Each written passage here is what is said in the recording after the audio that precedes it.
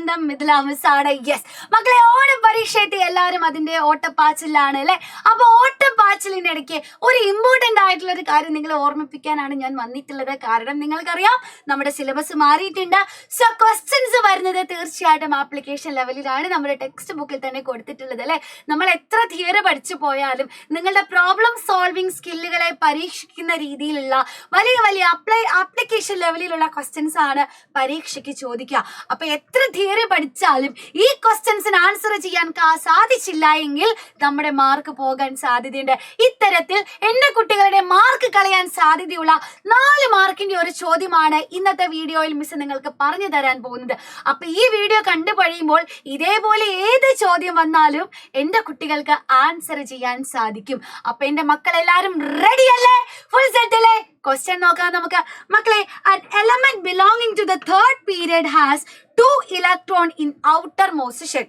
ഒരാട്ടത്തിന്റെ period, മൂന്നാമത്തെ പീരിയഡിൽ ഇരിക്കുന്ന ഒരാട്ടത്തിന്റെ ബാഹ്യതമ ഷെല്ലിലായിട്ട് 2 ഇലക്ട്രോണുകൾ ഉണ്ട്.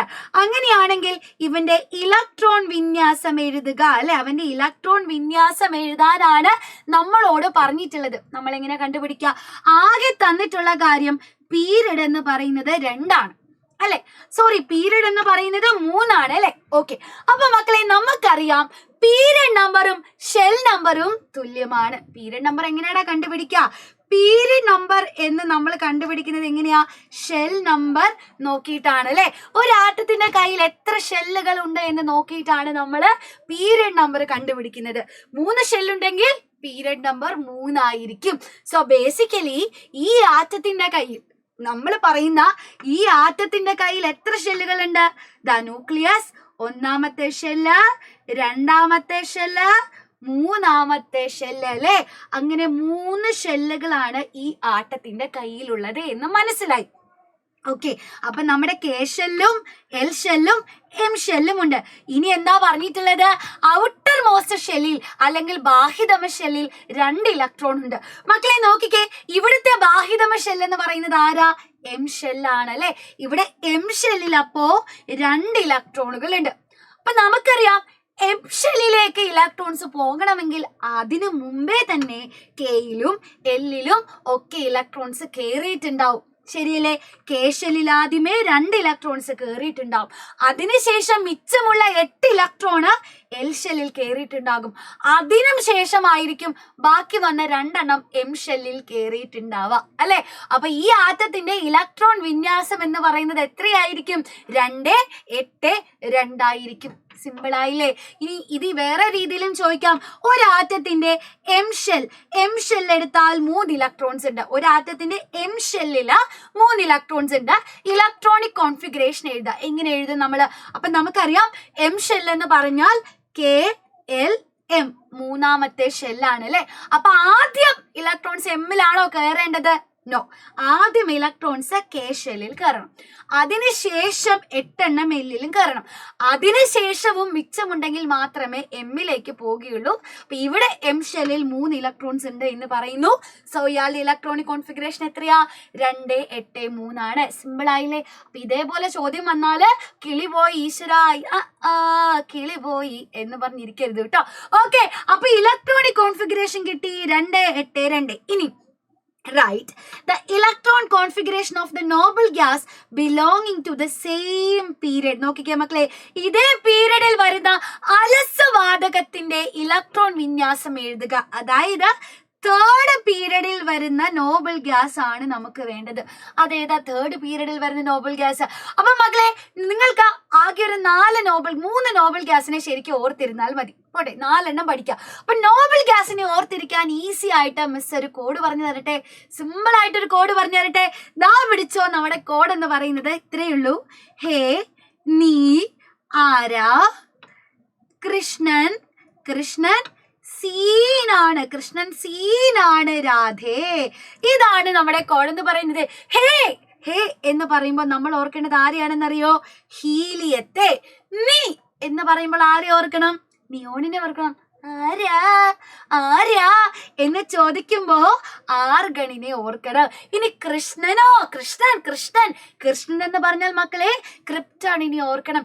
സീനാണ്. സീനാണെന്ന് പറയുമ്പോ സെനണിനെ ഓർക്കാം. ഇനി രാധേ എന്ന് വിളിക്കുമ്പോൾ നമുക്ക് റഡൺ എന്ന് പറഞ്ഞ എലമെന്റിനെ ഓർത്തിരിക്കാം. അതൊന്നും നിങ്ങൾ ഓർക്കണ്ട. സോ ഹേ നീ ആരാ? കൃഷ്ണൻ സീനാണ്, Radhe helium, നിയൺ, argon, Krypton, xenon, റഡൻ പഠിച്ചു കഴിഞ്ഞല്ലേ? ഇനി നമുക്ക് ഇവരുടെ സിമ്പൽ മാത്രം കിട്ടിയാൽ മതിയോ? പോരാ, ഇവരുടെ അറ്റോമിക് നമ്പർ വേണം. അങ്ങനെ അറ്റോമിക് നമ്പർ കണ്ടുപിടിക്കാൻ എന്റെ കുട്ടികൾ ഒരു മാജിക് നമ്പർ പരിചയപ്പെട്ടിട്ടുണ്ട്. ഏതാണ് ആ മാജിക് നമ്പർ എന്ന് പറയുന്നത്? ഏതാണ്? 8 2 8 8 18 18 32. ഈ നമ്പർ ഓർമ്മയുണ്ടോ? അതായത് ഒന്നാമത്തെ ആളുടെ അല്ലെ, ഒന്നാമതിരിക്കുന്ന ആളുടെ അറ്റോമിക് നമ്പർ ഇവിടെ നമ്മുടെ ഹീലിയം ആണ് അല്ലെ. ഹീലിയത്തിന്റെ അറ്റോമിക് നമ്പർ 2 ആണെന്ന് ഇരിക്കട്ടെ. അങ്ങനെയാണെങ്കിൽ ഹീലിയത്തിന്റെ അറ്റോമിക് നമ്പറിനോട് 8 കൂട്ടിയാൽ നിയോണിന്റെ കിട്ടും. ഓക്കെ അല്ലേ? അപ്പൊ 2 + 8 10 ഇതായിരിക്കും രണ്ടാമത്തെ പീരീഡിൽ വരുന്ന നിയോണിന്റെ അറ്റോമിക് നമ്പർ. ഇനി നിയോണിന്റെ അറ്റോമിക് നമ്പറിനോട് വീണ്ടും ഒരു 8 കൂട്ടിയാൽ ആർഗണിന്റെ അറ്റോമിക് നമ്പർ കിട്ടും. സോ 10 + 8 18 ആയിരിക്കും ആർഗണിന്റെ അറ്റോമിക് നമ്പർ. ഇനി ആർഗോണിന്റെ അറ്റോമിക് നമ്പറിനോട് 8 ആണോ കൂട്ടേണ്ടത്? അല്ല.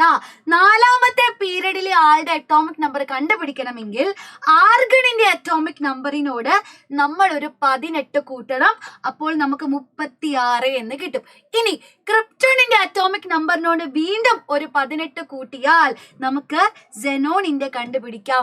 മക്കളെ, സെനോണിന്റേതോട് 32 കൂട്ടിയാൽ നമുക്ക് റെഡോണിന്റേത് കണ്ടുപിടിക്കാൻ സാധിക്കും. സിമ്പിൾ അല്ലേ? അപ്പൊ നോക്കിക്കേ, 3rd പീരീഡിൽ ഇരിക്കുന്ന നോബിൾ ഗ്യാസ് ഇതാരാ? ഹീലിയം ഒന്നാമത്തെ പീരീഡില്, നിയോൺ 2ാമത്തെ പീരീഡില്, 3ാമത്തെ പീരീഡിൽ ഇരിക്കുന്ന ആരാണ് കുട്ടന്മാരെ? നമ്മുടെ സ്വന്തം ആർഗൺ ആണ്. അറ്റോമിക് നമ്പർ 18 ആണ്. അപ്പൊ ആർഗണിന്റെ ഇലക്ട്രോണിക് കോൺഫിഗറേഷൻ ആണ് നമ്മുടെ കയ്യിൽ. 18 ഇലക്ട്രോൺ ഉണ്ട്. ഒന്നാമത്തെ ഷെല്ലിൽ ഞാൻ 2 ഇലക്ട്രോൺസിനെ കൊടുത്തു. രണ്ടാമത്തെ ഷെല്ലിൽ മാക്സിമം ഞാൻ 8 എണ്ണത്തെ കൊടുത്തു. മിച്ചമുള്ള 8 ഇലക്ട്രോൺ ഉണ്ട് അല്ലെ. ഈ 8 ഇലക്ട്രോണിനെ ഞാൻ ഇനി 3ാമത്തെ ഷെല്ലിൽ കൊടുക്കുന്നു. സോ 2 8 8 ആയിരിക്കും ഇലക്ട്രോണിക് കോൺഫിഗറേഷൻ. സിമ്പിൾ അല്ലേ? സോ മക്കളെ, തീർച്ചയായിട്ടും ഇതേപോലെയുള്ള ചോദ്യങ്ങൾ വരും. ഒരാളെ തന്നിട്ട് അയാളുടെ മുകളിലോ താഴെയോ ഒക്കെയുള്ള ആളുടെ ഇലക്ട്രോണിക് കോൺഫിഗറേഷൻ എഴുതാൻ പറയും. അങ്ങനെ പറഞ്ഞാൽ നിങ്ങൾ ഈ നമ്പർ തീർച്ചയായിട്ടും ഓർത്തിരിക്കുക. അറ്റോമിക് നമ്പർ കിട്ടണ്ടേ? എന്നാലല്ലേ ഇലക്ട്രോണിക് കോൺഫിഗറേഷൻ എഴുതാൻ പറ്റൂ. അങ്ങനെയാണെങ്കിൽ അടുത്ത ക്വസ്റ്റ്യൻ എന്താ? What is it's group number? ഇതിന്റെ ഗ്രൂപ്പ് നമ്പർ എങ്ങനെ കണ്ടുപിടിക്കാം? ഓക്കെ, ഗ്രൂപ്പ് നമ്പർ കണ്ടുപിടിക്കാൻ ഓൾറെഡി എന്റെ കുട്ടികൾ പഠിച്ചിട്ടുണ്ട്. ബാഹ്യതമ ഷെല്ലിൽ അവസാനത്തെ ഷെല്ലിൽ 1 ഇലക്ട്രോൺ ആണ് ഉള്ളതെങ്കിൽ അവന്റെ ഗ്രൂപ്പ് എന്ന് പറയുന്നതും 1 ആയിരിക്കും. ഇനി അവസാനത്തെ ഷെല്ലിൽ 2 ഇലക്ട്രോൺ ആണ് ഉള്ളതെങ്കിൽ അവന്റെ ഗ്രൂപ്പ് നമ്പർ എന്ന് പറയുന്നത് 2 ആയിരിക്കും അല്ലെ. 2ൽ കൂടുതൽ ഇലക്ട്രോൺ ആണ് ഉള്ളതെങ്കിൽ അല്ലെ, അവസാനത്തെ ഷെല്ലിൽ 2ൽ കൂടുതൽ ഇലക്ട്രോൺ ആണ് ഉള്ളതെങ്കിൽ നമ്മൾ എങ്ങനെയാ കണ്ടുപിടിക്കുക? ആ ബാഹ്യതമ ഷെല്ലിലുള്ള ഇലക്ട്രോണുകളുടെ എണ്ണത്തോട് ബാഹ്യതമ ഷെല്ലിലെ ഇലക്ട്രോണുകളുടെ എണ്ണത്തോട് നമ്മൾ എന്താ ചെയ്യാ? 10 കൂട്ടും അല്ലെ. അപ്പൊ അങ്ങനെയാണെങ്കിൽ ഇവിടെ നോക്കിക്കേ, ബാഹ്യതമ ഷെല്ലില് 2 ഇലക്ട്രോൺ ആണുള്ളത്. ബാഹ്യതമ ഷെല്ലിൽ 2 ഇലക്ട്രോൺ ആണ് ഉള്ളതെങ്കിൽ അവന്റെ ഗ്രൂപ്പ് നമ്പർ എത്രയാ? ഔട്ടർ മോസ്റ്റ് ഷെല്ലിൽ 2 ആണെങ്കിൽ ഗ്രൂപ്പ് നമ്പറും 2 ആയിരിക്കും. ഇനി ഔട്ടർ മോസ്റ്റ് ഷെല്ലിൽ 3 ആണെങ്കിൽ എങ്ങനെയാ ഗ്രൂപ്പ് കണ്ടുപിടിക്കുക? ഔട്ടർ മോസ്റ്റ് ഷെല്ലിൽ 3 ആണെങ്കിൽ ഗ്രൂപ്പ് കണ്ടുപിടിക്കാൻ നമ്മൾ എന്ത് ചെയ്താൽ മതി? ഗ്രൂപ്പ് ഇസ് ഈക്വൽ ടു ഈ ബാഹ്യതമ ഷെല്ലിലെ 3 എന്ന് പറയുന്ന ഇലക്ട്രോണുകളുടെ എണ്ണത്തോട് 10 കൂട്ടിയാൽ മതി. ശരിയല്ലേ? അപ്പൊ 3 + 10 13 എന്ന് നമുക്ക് ആൻസർ കിട്ടും. ശരിയാണോ? 3 + 10 13 എന്ന് നമുക്ക് ആൻസർ കിട്ടും. സിമ്പിൾ ആണ്. യെസ്. ഇനി ലാസ്റ്റ് ക്വസ്റ്റ്യൻ എന്താ? ശ്രദ്ധിക്കണേ. Write the electron configuration of an element in the same group in the second period. ഇപ്പൊ നമ്മൾ കണ്ടുപിടിച്ചത് 3rd പീരീഡിലുള്ള ആളുടെയാണ്. അപ്പൊ ഇതേ ഗ്രൂപ്പിലും 2ാമത്തെ പീരീഡിലും ഉൾപ്പെടുന്ന ആറ്റത്തിന്റെ ഇലക്ട്രോണിക് വിന്യാസം കണ്ടെത്തണം. അതെങ്ങനെ കണ്ടെത്താം? അപ്പൊ നമുക്ക് വേണ്ടത് നമ്മുടെ മാജിക് നമ്പർ ആണ് 2 8 8 18 18 32. നമ്മുടെ മാജിക് നമ്പർ നമ്മുടെ കയ്യിലുണ്ട്. അപ്പൊ 1ാമത്തെ പീരീഡിലുള്ള ആളെ നമുക്കറിയില്ല, 2ാമത്തെ പീരീഡിലും ഉള്ള ആളെ നമുക്കറിയില്ല, പക്ഷെ 3ാമത്തെ പീരീഡിലുള്ള ആളെ നമുക്കറിയാം അല്ലെ. ഇപ്പൊ നമ്മൾ അവന്റെ ഇലക്ട്രോണിക് കോൺഫിഗറേഷൻ എഴുതി വെച്ചിട്ടേ ഉള്ളൂ.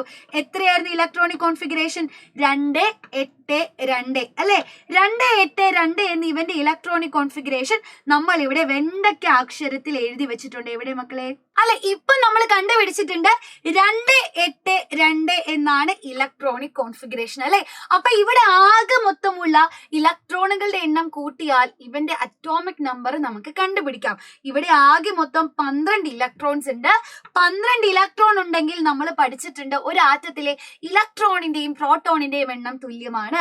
12 ഇലക്ട്രോൺ ഉണ്ടെങ്കിൽ അവിടെ 12 പ്രോട്ടോൺ ഉണ്ടാകും. ശരിയല്ലേ? അങ്ങനെയാണെങ്കിൽ അറ്റോമിക് നമ്പർ എന്ന് പറയുന്നത് 12 ആണ്. സോ മൂന്നാമത്തെ പീരീഡിൽ ഇരിക്കുന്ന ആളുടെ അറ്റോമിക് നമ്പർ എന്ന് പറയുന്നത് എത്രയാ മക്കളെ? 12 ആണ് അല്ലെ. അപ്പൊ നിങ്ങൾ ഓർക്കണം, രണ്ടാമത്തെ പീരീഡിൽ ഇരുന്ന ആളുടെ അറ്റോമിക് നമ്പറിനോട് വീണ്ടും ഒരു 8 കൂട്ടിയിട്ടാണ് മൂന്നാമത്തെ പീരീഡിലുള്ള ആളുടെ അറ്റോമിക് നമ്പർ കിട്ടിയിട്ടുള്ളത്. ശരിയല്ലേ? അപ്പോ ഈ 12 എന്ന് പറഞ്ഞു കഴിഞ്ഞാൽ രണ്ടാമത്തെ പീരീഡിൽ ഇരിക്കുന്ന ആളുടെ അറ്റോമിക് നമ്പർ എക്സ് ആണെങ്കിൽ അതിനോട് 8 കൂട്ടുമ്പോഴാണ് 12 എന്ന അറ്റോമിക് നമ്പർ നമുക്ക് കിട്ടുക. ശരിയല്ലേ? അങ്ങനെയാണെങ്കിൽ എക്സിന്റെ വാല്യൂ എത്രയാ വരിക? ഈ 8നെ ഇപ്പുറത്തേക്ക് കൊണ്ടുപോയിക്കേ. 12 - 8 4 എന്ന് വരും.